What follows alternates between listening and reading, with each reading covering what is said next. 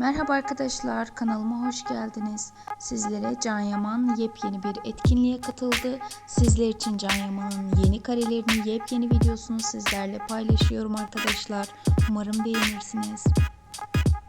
Evet arkadaşlar, Can Yaman etkinlikte kendi tarzıyla dikkat çekti ve kendi konuşmasıyla ve kendi fikirleriyle herkesi büyüledi. Sizler için Can Yaman'ın yepyeni karelerini, yepyeni görselini sizler için paylaşıyorum. Takipte kalmayı, videolarımı izlemeyi unutmayın. Sizlere Can Yaman'ın en son görüntüsünü sizlerle paylaşacağım. İyi seyirler.